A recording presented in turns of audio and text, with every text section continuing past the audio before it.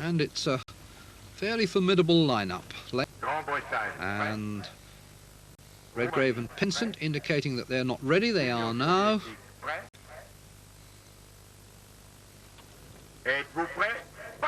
Still, as you see, hardly a flat calm, but a lot better than it was earlier. Yes, there's a brisk headwind and there's been a steering problem for the British pair off the start. About the second or third stroke, Pinsent pulled the boat round, perhaps a slight sign of inexperience there.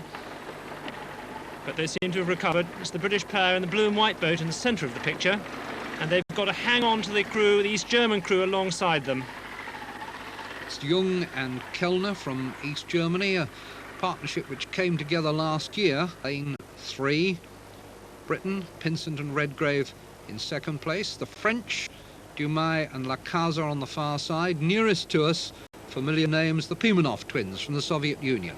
Fourth last year, third in 1987.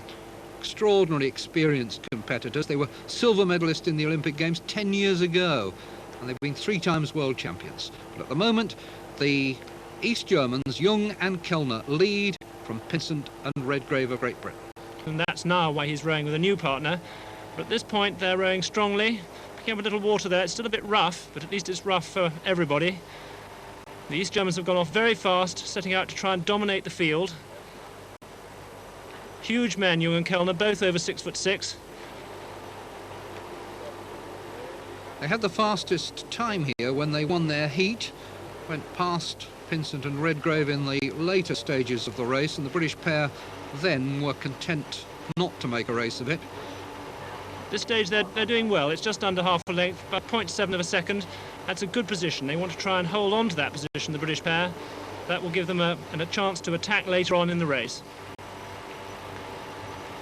Matthew Pinsent is only 19, but he's been incredibly successful for one so young. He won his first senior medal when he was only 18 last year in the Cox 4, went on to row and win for Oxford in the boat race, and now he's back partnering Stephen Redgrave. It's the halfway mark. And the field's really changed here during the last 200 metres.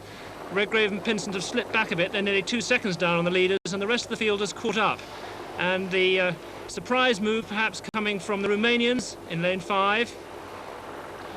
This is a new partnership for Romania, Targa and Voinio. And also making the pace here nearest the camera, we can see the bow of the Pimenov twins.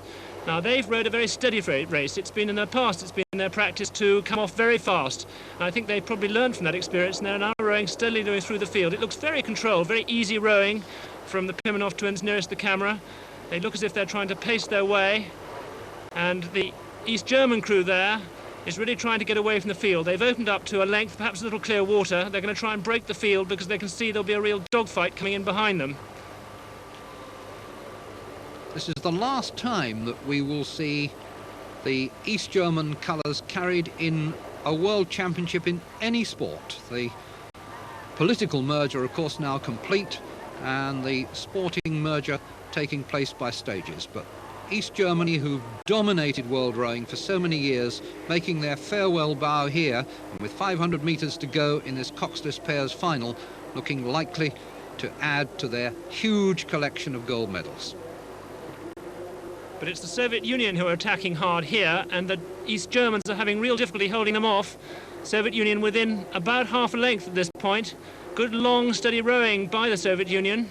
They're really putting the pressure on the East Germans, who I think are suffering from the effort that they made just after the halfway to try and break clear of the field. The question is whether they've got anything left in order to respond to the final attack. Now, coming into the middle of the picture, we can see the British pair drawing past the Romanians who are in lane 5, but it's going to be a real tussle for them to get into the medal position.